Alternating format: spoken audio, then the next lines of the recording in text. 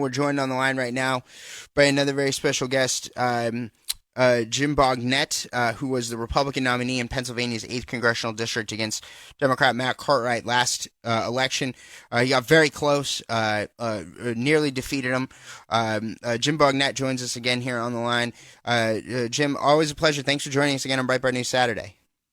Matt, great to be back with you. Okay, so I got to talk to you about this. Are you thinking about running again against Matt Cartwright? Because now we're starting to see Matt Cartwright and the Democrat agenda on display in Washington, D.C. They've got majorities in the House and the Senate, and they've got the White House, so complete Democrat control. So the Cartwright, Pelosi, AOC agenda, everybody can see it now there in Scranton, Pennsylvania. Everybody can see that this guy's a fraud and he's not standing up for American workers and families, and he's had every opportunity to do so. Are you thinking about getting back in and running again? Matt, I'm strongly considering it. I'm looking at it real hard. I mean, Matt Cartwright has been a disaster for the residents of northeastern Pennsylvania. He votes with Pelosi all the time, on everything pro-illegal immigrant, on everything pro-spending trillions of dollars. Cartwright always votes with Pelosi and Kamala Harris and Joe Biden. So we're taking a really hard look at it. We have redistricting, as you know, here in Pennsylvania, so I'm hopeful to be in his district. I would very much like to take him out. We need to take back the House of Representatives for Republicans. We need to get rid of Matt Cartwright and Nancy Pelosi so they never can hurt us again. Right. So now, okay, so we're seeing a whole number of different things play out across the country. I think we're facing a series of crises under the Biden administration. So the first and biggest crisis, I think, is what we're seeing with our energy, right? Like, and this affects the people of Pennsylvania in a very big way with fracking and so on and so forth. Biden has issued this ban on fracking and natural gas and oil exploration in drilling in the United States on federal lands, Anwar, etc., up in Alaska. But it also affects the people of Pennsylvania in a big way. And then we see the effects that has on our, first and foremost, our energy independence, which we had actually under President Trump. We were net exporters of energy for the first time in generations. But then also on gas prices. So people are paying more at the pump. They're paying more to heat their homes or cool their homes in summer. Then you've got a series of other crises. You've got the border crisis, and we know what's going on there. You've got economic crises, where you've got rising inflation. You've got the government providing people more money to not work than to work than they would get working, and that's leading to lower than expected jobs numbers 3 months running now, April, June, and May. So 3 months in a row we've seen lower than expected job growth. We've seen then there's other crises. There's an international crisis as well that we've seen. What are your thoughts on this? I mean, it's like this experiment of complete Democrat control in Washington has failed. It's a disaster, Matt. The Democratic control in Washington is a disaster. And when you look at it, you have to realize, as I know you do, that Biden, Harris, Pelosi, and Cartwright, they're all the same thing. They're all the Democratic snake that's controlling everything. So let's start with energy. I mean, Biden on his first day in office cancels the Keystone Pipeline. Then he starts putting forward regulations to hurt fracking. He has been a disaster for Pennsylvania's energy workers. You know, energy provides great jobs up here in northeastern Pennsylvania. We have gas fields on the northern border with New York.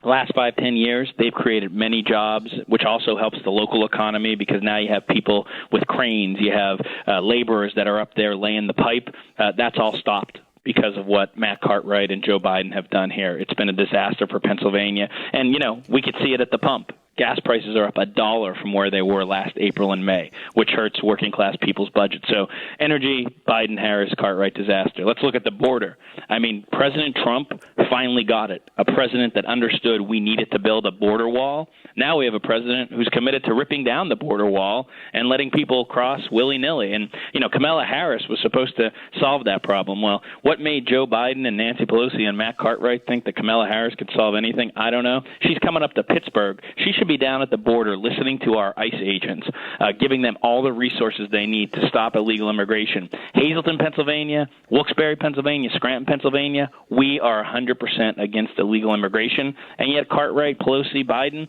they seem to be for it. So there are multiple disasters playing out. I mean, don't get me started on what we're doing on foreign policy. China is still eating our lunch. Biden's not standing up to China the way he should be, but we need to take back control of the House and Senate in 2022 to set up a return of a Republican president in 2024. Right. So, in particular on energy, because Pennsylvania is obviously a big fracking state. I remember in the debates when Joe Biden was claiming publicly against President Trump when he was debating Trump, that he said he's not going to ban fracking.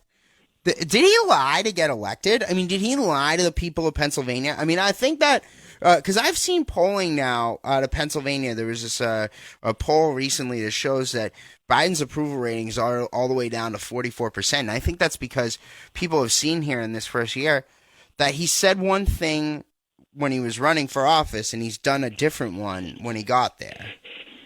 Well, we've seen how much he's flip-flopped, right? You remember during the primary, he said he was against fracking when he was trying to kowtow to the Bernie voters. Then, during the general election, he lied to everybody and said he was pro-fracking. But we know where his heart lies. His heart lies with the radical Democratic Party. They are against energy. They believe that anybody that wants to use fossil fuels is evil, which means that, all of us are Americans are evil according to the way they think of things. So they've been horrible for energy. Biden lied. Biden and Cartwright play the same game. They're both from Scranton, Pennsylvania, and I think they must learn from each other. They tell their constituents one thing, oh, I'm pro-energy, but then they vote against energy over and over again. Sometimes they say they're against illegal immigration. Then, Cartwright voted to give $1,200 checks to illegal immigrants last year. So I think we see the Biden-Cartwright two-step over and over again. Right. So now we're seeing another thing that's kind of happening out there is there's just crazy radical leftist stuff. We had a big segment on this at the top of the show where you've got things like critical race theory being forced into our schools. You've got, the biological males, transgenders being put in girls' sports. You've got this twisted radical leftist ideology all across, just being rammed down people's throats. I think regular people are tired of it. I can't see the regular folks there in Scranton, Pennsylvania being okay with their kids being taught in school that America is a racist country, right? But that's what's happening, right? The left is doing this all across the country, and where I'm getting at here is that the average person out there, the average mom or dad or whatever, it's Father's Day weekend. So, by the way, happy Father's Day, Jim. But it's Father's Day weekend. But the average mom or dad out there, they don't got time to deal with this. It's 9:00 at night before they even get a chance to sit down and do anything, right? Because dad's at work all day, mom's running around doing whatever, and then they look over after dinner at the kids doing their homework, and it's the 1619 project, right? And they're like, what the heck is going on here? But the average person out there has got to be fed up to the point, I think, where all this stuff is getting jammed down people's throats that, you got to think that we're going to hit a breaking point here, right? Where this insanity has got to stop.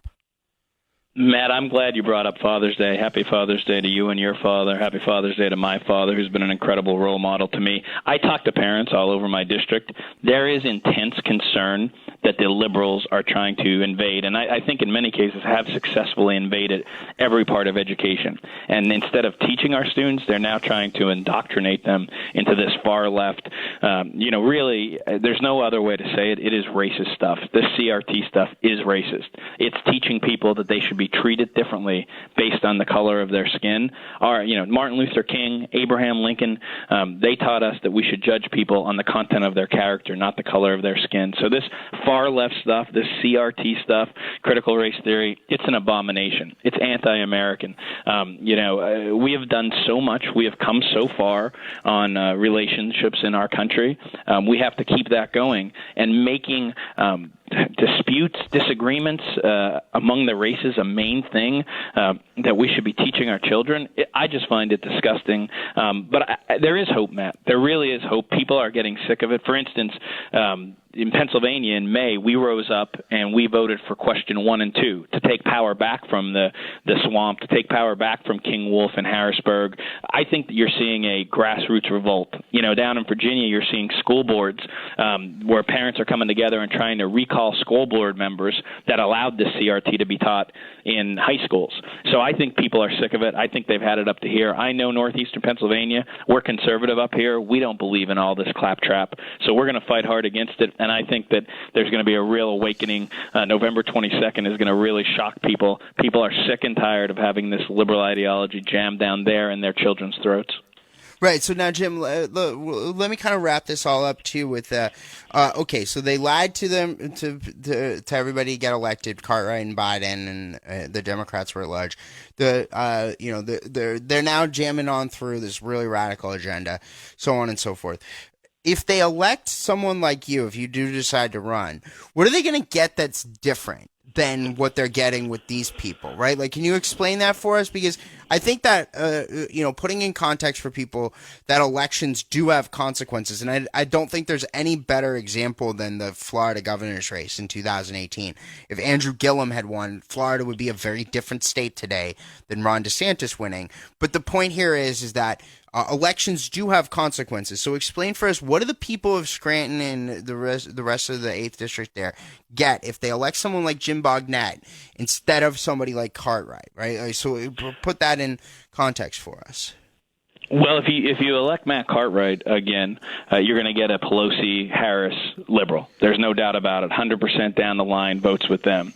If you elect American First conservatives like me, like others, you're going to get folks like President Trump that are willing to say the unpopular, provocative thing that people know in their hearts is right. I stood out in early January of last year and said that we ought to shut down flights from China. President Trump did it a day later, and he was right to do it. I stood there with President Trump the day before the election in November and said we need to build the border wall, which the president's had been saying for 4 years. So, it's really a stark and, actually provocative differentiation between folks that are America First conservatives who want to fight to make China pay. My whole campaign last year was premised on make China pay. I remember when Tom Cotton and I and President Trump were saying, hey, we should look at this Wuhan lab leak, and we were called xenophobes, we were called racist, and now guess what? The media is coming around and saying, maybe the Wuhan virology lab is where the virus came from. So it's amazing to me. I'm sick and tired of mamby-pamby politicians that pretend to be moderates and instead are liberals. That's Matt Cartwright. If you vote for me and other America First conservatives next year, well, you're going to get America First policy, which is to stand up to China, stand up on the border wall, and get rid of Nancy Pelosi once and for all. All right, Jim Bognet, sir, where can people go to learn more about you and get involved if they so choose? And please do, if you do end up running, we want to have you back on the regular. So let us know. Keep us in the loop. But where can people go to learn more about you and get involved if they so choose?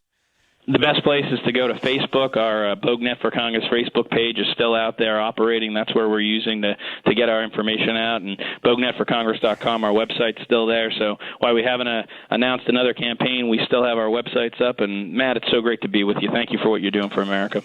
Yep, thank you, sir. And as always, a pleasure. And keep us in the loop. Let us know if you're running.